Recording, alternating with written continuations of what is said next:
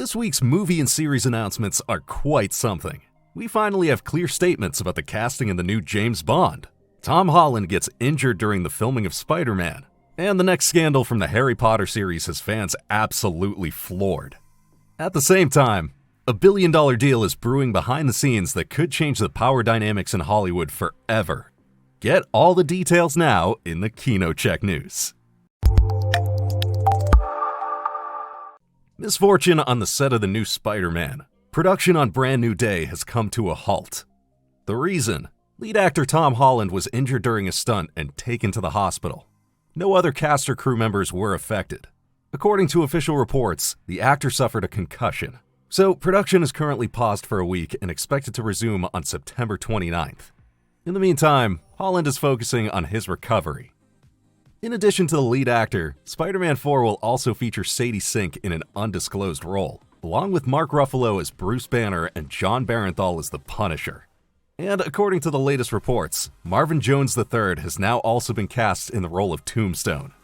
The albino villain first appeared in the comics in the late 80s and is known as a feared crime boss. Spider-Man 4 is still scheduled to arrive in theaters on July 31st, 2026, hopefully without any further on-set accidents.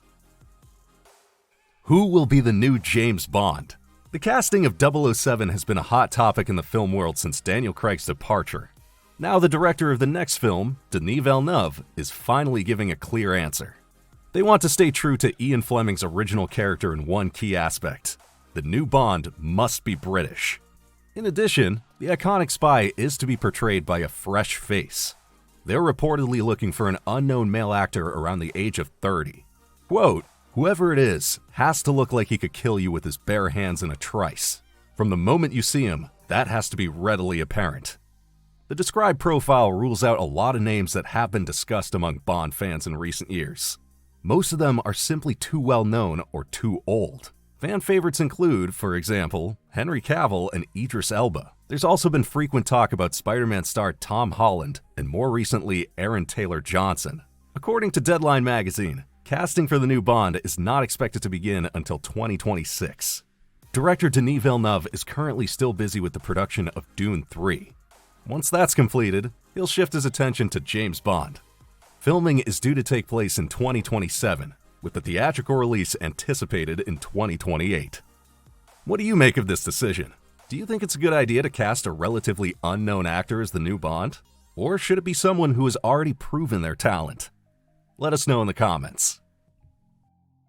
On Monday, the first teaser trailer for The Mandalorian and Grogu finally dropped. The first Star Wars movie since 2019. And even though Season 3 left some fans disappointed, many of you are really thrilled by the trailer. And to be honest, we cannot wait either to finally see the duo back on the big screen.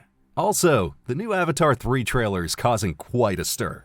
What do you think? Will Fire and Ash build on the success of parts 1 and 2? Or is the hype slowly dying down? But there was plenty more going on this week too.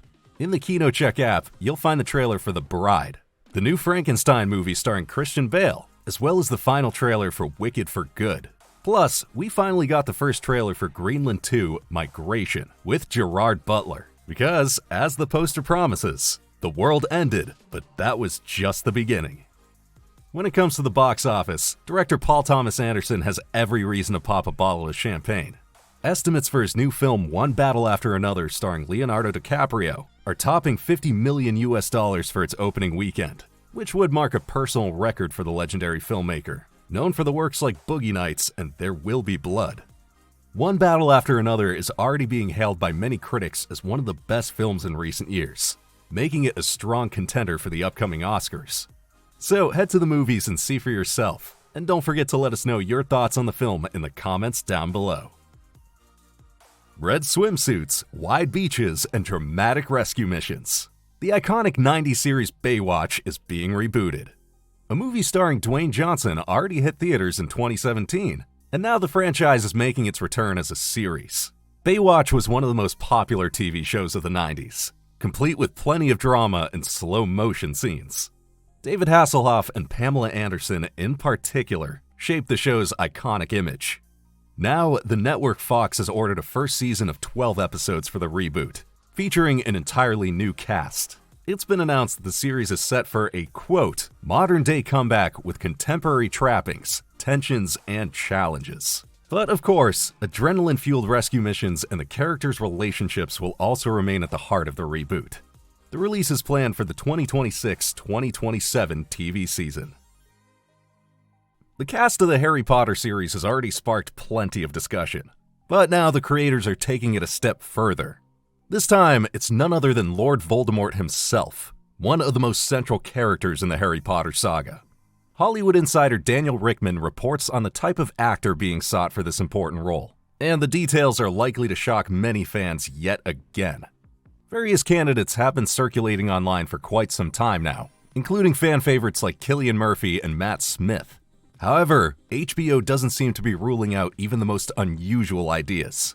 Apparently, the network is considering both male and female actors for the role of Voldemort. This does seem rather strange, to say the least. After all, the gender of Voldemort, aka Tom Riddle, is very clear. It would be a bold decision to simply gender swap the Dark Lord, especially given the controversies surrounding author J.K. Rowling. However, it's also conceivable that the character remains male but is still portrayed by an actress. In this case, we're likely in for a very unique interpretation of the iconic villain. But what do you think? Do you find it interesting that Voldemort could be played by a woman? Or would you rather see a more traditional actor for the role? Minus the nose, of course. And who would be the perfect casting choice? We can't wait to read your ideas in the comments. A prequel to the successful horror film Weapons is now officially in development. The title? Aunt Gladys. The occult expert will once again be played by Amy Madigan. Director Zach Cregger revealed that the idea for the prequel existed long before the theatrical release of Weapons. A planned storyline about her past was originally cut from the film. Now that very material will be brought to life in the prequel. Before that, however, Cregger will first devote himself to another major project, a reboot of Resident Evil. The adaptation of the legendary Capcom video game will tell a completely new story. As Cregger put it, I am the biggest worshiper of the games, so I'm telling a story that is a love letter to the games and follows the rules of the games. Resident Evil will be released in theaters on September 18th, 2026. So we'll have to wait a bit longer for Aunt Gladys, assuming Cregger will direct it again. Director legend Martin Scorsese is back with a new film project, featuring a truly high-quality cast. The movie is an adaptation of Peter Cameron's novel What Happens at Night. It follows a married American couple who travel to a remote small town in Europe to adopt a baby.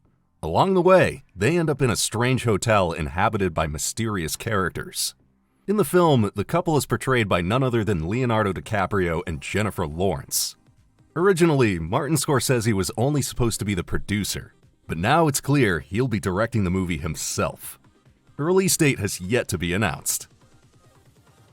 The media world is on the brink of a potential mega merger. According to the Wall Street Journal, Paramount Skydance is planning to acquire Warner Bros. Discovery. And that's not all. Streaming giant Netflix is also said to be showing interest. Warner Bros. Discovery is one of the biggest players in Hollywood, with brands like Harry Potter, DC, HBO series such as Game of Thrones, and even sports rights like the NFL. If Paramount or Netflix were to take action here, it would completely change the power dynamics in the world of film and television. Now, this could mean some big changes for viewers. Streaming services like HBO Max and Paramount Plus might be merged. Or Netflix could gain access to legendary film and TV series libraries in a single move. So far, it's all speculation. Officially, neither Paramount nor Netflix has made a binding offer. But one thing's for certain, if either deal goes through, it would be the biggest shakeup in the media world since the Disney-Fox deal in 2019, and could determine where and how we watch our favorite movies and TV shows in the future.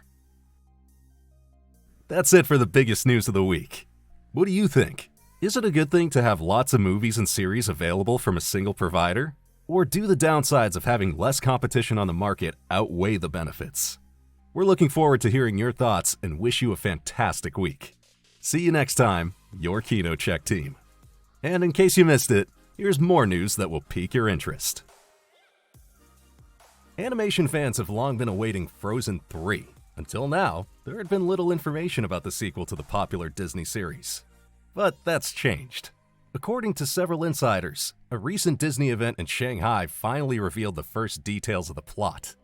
Reportedly, a grand wedding is set to take place in Arendelle, with Queen Anna walking down the aisle and embarking on a new journey alongside Elsa. And what's more, a mysterious new member is expected to join the royal family. Anna and Kristoff's wedding doesn't come as a surprise. After all, the two got engaged at the end of Frozen 2. The real question here is, what's the deal with the new family member? The obvious assumption is that Anna and Kristoff are going to become parents. But what would be so mysterious about that? One thing is certain, we're in for an epic story. Director Jennifer Lee revealed some time ago that the story is so big and ambitious, it might require 2 movies. Disney CEO Bob Iger has also confirmed that Frozen 4 is already in the works. But let's take it one step at a time. Frozen 3 is set to hit theaters on November 24th, 2027. Following the success of The Batman, the planned sequel is undoubtedly one of the most highly anticipated superhero films. In an interview with Josh Horowitz, writer-director Matt Reeves has now revealed new details. He believes it's important that Bruce Wayne remains clearly at the center of the story. Based on this, he and his co-writer Mattson Tomlin have selected the new antagonist. The villain is meant to delve deeply into the protagonist's life and past. However, Reeves has not yet revealed exactly who the antagonist is. He did say, though, that it's something that, quote, has never really been done in a movie before. These statements naturally leave plenty of room for speculation. Hugo Strange is a conceivable option, for example. The Professor was one of the first villains to uncover Batman's secret identity. An appearance by Sophia Falcone, known from the spin-off series The Penguin, has been ruled out by Reeves, however. He confirmed that Emmy-winning actress Kristen Milotti is not part of the cast. Hopefully, more exciting details about the project will be revealed before its theatrical release. According to current plans, The Batman 2 has a release date of October 1st, 2027. K-pop Demon Hunters is the streaming sensation of the year. The Netflix hit is breaking one record after another. Now, we previously reported that all kinds of follow-up projects are already in the works. But now, a completely unexpected development has come to light. Apparently, the first spin-off is about to be released. It's a K-pop Demon Hunters short film. This was revealed in a document from the Motion Picture Association, which gives content ratings to completed movies before their release. In its latest bulletin, the MPA lists a movie titled Debut, a K-pop Demon Hunter story. The entry is categorized as an animated short. Sony Pictures, which was behind the original movie together with Netflix, is named as the film's distributor. It remains uncertain how the short film will be released. Netflix seems to be the most probable option again, but a theatrical premiere ahead of a Sony film cannot be ruled out either. Plot details have not been revealed so far. However, the word debut in the title suggests that it might be a prequel. Among the numerous projects planned for the franchise, a short film had already been mentioned. However, this doesn't necessarily have to be Debut, a K-pop Demon Hunter story. The Forbes portal suggests that this short film may have been in development for quite some time. According to the industry magazine Variety, the development of a K-pop short film was part of a program aimed at supporting emerging artists. It's possible that Debut, a K-pop Demon Hunter story, is related to this initiative. This would explain how the project was able to be completed so soon after the release of the original movie. We're eager to see when the short film will premiere. Following the MPA's review, it probably won't be long now.